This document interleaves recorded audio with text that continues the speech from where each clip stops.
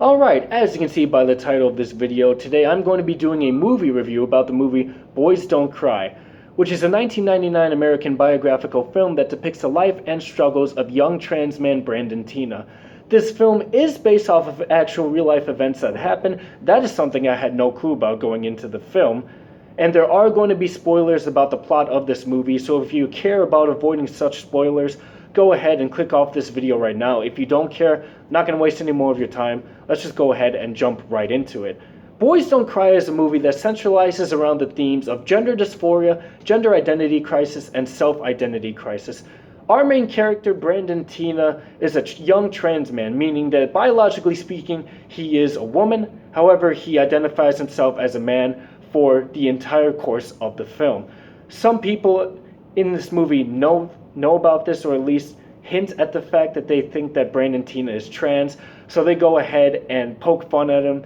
They call him all sorts of derogatory terms and names and all that stuff. And for a movie that was made in 1999, the way these characters behaved is very similar to how I would imagine we behave today. So it's a film that goes beyond the test of time and really opens your eyes to how trans people struggle to identify with themselves and conform to people in society. In the plot, Brandon Teena gets kicked out of his apartment. He's evicted, so he needs a place to stay. He ends up moving to a place in Nebraska, I believe, and befriends the guys by the name of John and Tom who are willing to let him stay. And for the most part, everything seems to be going all right. Of course, they get into a bit of trouble and mischief here and there, but for the most part, Brandon Teena seems to be holding his life pretty well. He has a love interest by the name of Lana, and things seem to be going all right. However, as you progress through the film, things get very dark and depressing and brutal very quickly. People come to learn Lana, Brandon Teena's love interest, is the first one to learn about the fact that Brandon is in fact a woman and not a man. But surprisingly, Lana is fully accepting of this. That is something I did not expect. I thought that Lana was going to have like a crisis, that she was going to berate and practically break up and disown Brandon, but she was 100% on board because she was in love with who Brandon is. Didn't matter if he was a male or a female, or in the movie she said it didn't matter if he was a monkey. Lana would love Brandon 100% unconditionally, and I was super surprised about that. But unfortunately, when the rest of the main cast finds out about this, they did not take it well. None whatsoever. Lana's mom practically disowns Brandon, calling him an it when he comes back after some events that transpire in the movie.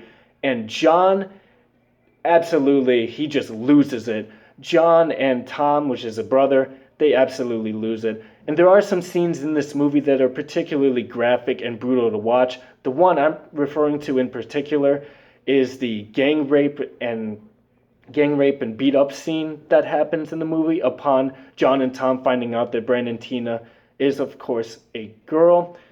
They end up raping him and just disrespecting him on a whole nother level. It was really dark and depressing to watch. I found myself cringing at some of the scenes that happen in this movie, but I'm glad that it made me uncomfortable because it really opened my eyes to some things that these people go through maybe on a regular basis, which they shouldn't have to go through it at all. But the fact that this movie portrayed it in such a graphic and detailed way really gave me a sense of appreciation for the movie and the way that they didn't sugarcoat anything that happened. And at the end of the movie, John takes it to an extreme by carrying a gun and shooting Brandon Teena below the chin, instantly killing him. And the ending of this movie really shook me. I just stood on my screen after it was done. I could not believe the things I saw. This movie was very powerful, sent a powerful, poignant message, and I'm going to go ahead and rate this film on a scale of 1 to 5, 1 being absolutely awful, 5 being great. This movie's a straight up 5 out of 5. The actors and actresses that played their characters nailed their roles to a T. The shot selection was great. It didn't really need to be too flashy or anything for the context of this movie. And in fact, some of the shot selections really gave you a perspective on character relations.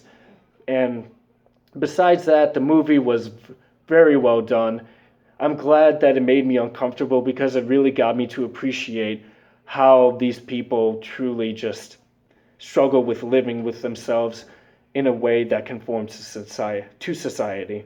So yeah, Boys Don't Cry is a very good film. I would recommend this to anyone. I would recommend this to my friends, anybody who wants to watch a good movie, and more importantly, anybody who wants to learn more about trans people and the struggles they go through on a daily basis or just in general through the scope and life of Brandon Teena. Boys Don't Cry is amazing.